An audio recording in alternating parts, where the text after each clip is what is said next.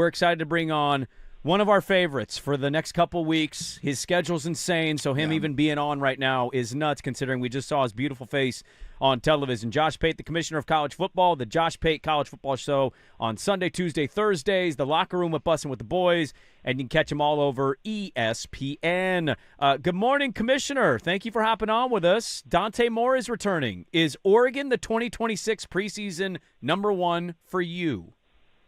Let me look at what the teleprompter says here. All right, the prompter says yes. Hey, so yes, there we go. They are. Absolutely yes. they all are. Right, it's and working. Look, even if they weren't, I know what's happened up there emotionally in the last couple of weeks, and it's January. So no one's really even going to remember what we're saying in a few months. So absolutely I'm going to tell you yes, even if I have my fingers crossed behind my back. I'm just turning these interviews now into like my therapy sessions because I don't want to pay to see a therapist, so you become my college football therapist. I'm hearing that Dan Franklin is my coach now, Josh. I don't know how to react to this. We're getting blown out in big games. We get close. This is what the internet's telling me. Why did you do that to I got James Lanning running my program, and I'm a little concerned that this is all going to – Aller came back last year, Pate, and then it imploded, and he got fired. In all seriousness, like what's the advice to Oregon fan on how to – figure out how to mentally react to this season where you're maybe a year ahead of schedule, you're 11-1, you win playoff games. Look at that. You're heading in the right direction, and then the thing happened again that you didn't think was going to happen again. Oh, man. All right, this is loaded. Let me see if I can answer this in the next 20 minutes. Okay, so the first part of it is, as I told you guys last week, the Dan Franklin, the James Lanning, that was coming. And sure enough, it got shot right in my face as soon as they lost the game. First question in the mailbag the next show. Hey, bro, I want you to tell me, what's the difference in James Franklin and Dan Lanning? I told the guy, hey, well, I got two, actually. Yeah. Lanning beat him in the Big Ten title game and then again in his own building and got him fired earlier this year. So there are a couple of key differences between Lanning and James Franklin, if we want to get into the details of the whole thing. But I do understand the sentiment. Even if I disagree with it, I do understand the sentiment. So let's go down this road for just a second. You said something there that I don't think most of the country cares to hear, but you did add some context. And you said, should we look at this as we were a year ahead of schedule? Mm-hmm. And I looked at it that way. Now, I thought they had a good shot maybe because even Oregon, sort of without their best fastball in many years, could be good enough to contend for a title because there really are no, super teams anymore, or we thought there weren't, but maybe Indiana put one together. Yeah. But I think that it's always very important to go team by team instead of lumping like someone's career into one little snowball. And every game is an indictment on their career. The fact of the matter is Oregon's got a really, really good talent roster up there. They've continued to build. They've continued, in my opinion, to progress. So, like, linearly, are you headed in the right direction? My answer has been yes with them. You've got the 2 blowout losses in the past 2 playoffs. Those suck. There's no excuse to be exposed like that. Both of those things can be true. And then the third thing is, who's my head coach, and where is he on his sort of career arc and career trajectory? My head coach is Dan Lanning. Has he even turned 40 yet, or is he still 39? 39, yeah. Okay, so we're just going to call him in his 30s because that sounds really good. It makes you sound really, really young. So he's in his 30s. I define Nick Saban as the best of all time. Guy won 7 or 8 national championships. I keep forgetting how many. Either way, it's more than half a dozen. And he won his first one when he was 52 years old.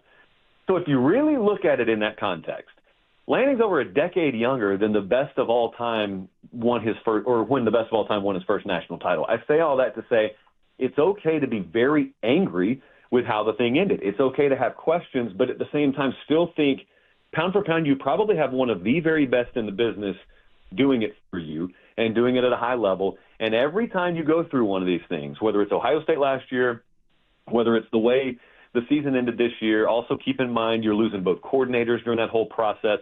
You learn lessons. The big key for Lanning and the big key for everyone up there is how are they properly applied moving forward where they're better because of it. That's the part we can't know. Like, I don't have an ounce less confidence in him today than I did when we talked a week and a half ago or whenever that was. But I do understand that it's a results-based business and it's an outcomes-based business, rather. So I do get the trepidation for people who do feel it. But I would just say Oregon is still the envy of most of the sport. I know Cignetti is sitting in the spot where everybody points to him and uses the term genius, and I got an Indiana question for you, but I want to ask you on coaching specifically because people do walk away from Oregon losing back-to-back playoff games in blowout fashion, and then they presume to say, well, this about Dan Lanning and who he is as a coach. We know he's a great culture builder, great program builder. He gets the Jimmies and the Joes. I'm curious, does Josh Pate, the commissioner, when he goes into big game matchups, the Kirbys, the Lannings, the Days, the Cignettis, etc., how often when you're making picks are you doing coach versus Jimmies and Joes? Because we know the players got to win the game, but we also see at times some coaches are able to outcoach each other. Lanning's in this elite conversation for many. I don't know if he's number 1, number 3, or 5, but where is he at when you talk about the coaches that when you have a team against another team and the talent is similar, you feel like you have the advantage when we're talking about the elite teams? Yeah, I think it's fair to observe that they've put themselves or they've been put at a coaching and staffing disadvantage in these moments in the playoffs. I think that's fair. It's really a small sample size, but I'm not going to push back on it because the evidence is right there in front of your face. How wide is that gap? I don't know. Also, this year, you really can't quantify what it meant to be losing 2 coordinators in that process. Like, I think A&M suffered badly from that. I think Oregon suffered badly from that, but I can't quantify it, so it just sounds like sour grapes when you say it, but I still think it's true. But broadly, in the playoffs, I value that way more than in the regular season. Because in the playoffs, you just kind of come to assume all the teams are going to be at least good, varying levels of good. So you're not really so much thinking someone could outcoach someone else, but the talent gap will make up for it. Well, there really is not much of a huge talent gap normally in a playoff setting. And if there is a talent gap, it's been overcome, and a team like Indiana has just learned to fill in all the cracks with, like, the strongest mortar in the sport. So it really does come down to staffing. You've got a longer prep time. Normally you've got a lot of advanced scouting because you know within a team or two who you could theoretically play. So you're getting an absolute bullseye placed on your opponents, and you're given really good staff, extended time to prepare, and that's both pre-prep and then in-game strategy and adjustments. It all gets exposed, and Oregon's gotten exposed a little bit there. But that's a real 50,000-foot thing. Because then if you were to follow up and you were to say, all right, let's drill down, like specific areas, I don't know the answer to that. I think maybe there may be some very smart people who could give you some more nuanced and granular detail on that, probably coaches who are watching these games. But I think that, if I were looking at a delivery room, I don't have to be a doctor to know an ugly baby when I see one. And I don't have to be a football aficionado to know that when you've got glaring outcomes like this, there is probably a staff being exposed by another staff. Yeah, ugly babies stick out like a sore thumb, man. I'm with you 100% I don't want to be mean that. here, dude. Like, babies eventually get cute. Like, a lot of them are 99.9% of all babies when they're ugly. born are super ugly. Pretty ugly babies. Well, and also, too, like they look like aliens. The ugly baby coaching thing, too, is like how much of his coaching when your quarterback kind of poops his pants on the first play of the game, throws a pick six, and then the running back runs into the quarterback's hand and turns the ball over inside the 10-yard line. And you tell the best team in the country who doesn't make mistakes, here you go, here's 14 points. Let's see if we can make up for this. That's the hard part I haven't reacted to the game, too, is like how much of it is coaching in that. I wanted to ask you a Raiola question because that was – look, I have comments out there now that are coming home to roost because the Patrick Mahomes stuff's a little cringy and, it's been weird. And maybe we should have seen the writing on the wall the second Mahomes put a duck jersey on after they beat him in the Oregon beat Texas Tech in the Orange Bowl. What do you make of him making this decision, like to be the next Dante potentially? And then offshoot of that, I know there is a national championship game Monday. I'm trying to not think about it, but there will be a game played. They will crown a champion. What is Miami doing at quarterback next year? And is there a possibility that, like, they're looking around the room and there's nobody left and all of a sudden Dylan Raiola's phone starts ringing again? I think there's a distinct possibility of that. And I'm talking to you with no knowledge of that, by the way, because I hate the portal. I hate portal season. So yeah. I just normally find out when everyone else does. But we did a segment even on our show the other night about, Miami's in the national title game. Oh, by the way, turn the page. Next page says, what are they about to do at quarterback next year? Which is stupid that you're talking about those same things at the same time, but welcome to college football right now. I don't know what they're going to do. I do know that I was down there in the spring watching them practice, and I saw Emory Jones. And Emory Jones is a good kid, a good solid backup option, but he's not starting quarterback material, I don't think, for Miami. And so Carson Beck's gone. I mean, he's roughly the same age as Lanning, so he does not have any more eligibility. And so we're going to have to find out whose ink is really dry on their term sheets or whatever, NLIs. And then secondly, this got presented to me the other day. The whole concept of a buyout. Again, I feel gross. I'm going to jump in the shower as I finish this point. That's how gross it feels. You can go buy guys out of their contracts. Mm-hmm. That is the same thing you can do with a head coach. You theoretically can do it with a player. And so in that sense, the way it's been explained to me, all right, let me get my shampoo out. Here's my soap. It could be a situation where even a guy that you signed and he's put pen to paper is still on the radar. Because I got news for you. If Miami's willing to offer Ty Simpson $6.5 million, they are desperate enough to spend way, way above and beyond what someone else has spent for a quarterback. I was going to ask you Indiana here, but you just made me think. Like, the Damon Williams story was fascinating for a couple days. He had to pivot, and he's like, "Oh, actually, I've changed my mind." Like, no, you legally had to change your mind. Like, would you, if you're a fan of that team, I know you were very removed of being a fan of one specific team, but if you're a fan of a team or you're close to a team, I don't understand how this is going to operate in a successful way. A guy literally didn't want to be there. He chose to leave during a memorial service, which mattered a great deal to people on that university. And, like, the wife of the coach called him out, and then, like, 24 hours later, after all the noise, he's like, "Actually, I changed my mind." Just kidding. Would you want your quarterback to do that? Where would you be at that on that story? I plan on paying my taxes this year. Did I tell you guys that? You did. Congratulations. Yeah. Good to hear. Yeah, I wasn't going to. What a I citizen. wasn't going to. Okay. I got to be real. Like, right. over Christmas, I thought about it. But then, new year, new me. I decided to pay my taxes this year. I'm also going to drive on the right side of the road to work today. So these are personal decisions that I myself am making, much like Damon Williams. That whole thing was pathetic. I don't know how much of it is him, how much of it is just terrible advice being in his ear. I do understand that all these dudes are over 18 years old. So I do understand legally they are adults. For some reason, I still have not crossed the mental Rubicon in my own mind of looking at college players and thinking that they're no different than NFL players. They're all just adults. I don't think that way. So to me, I still say kids all the time. They're still kids. It's obvious he got some horrifically bad advice. It's obvious that he was getting advice from someone stupid enough not to know how rules actually work, and those are just college football agents, in another word.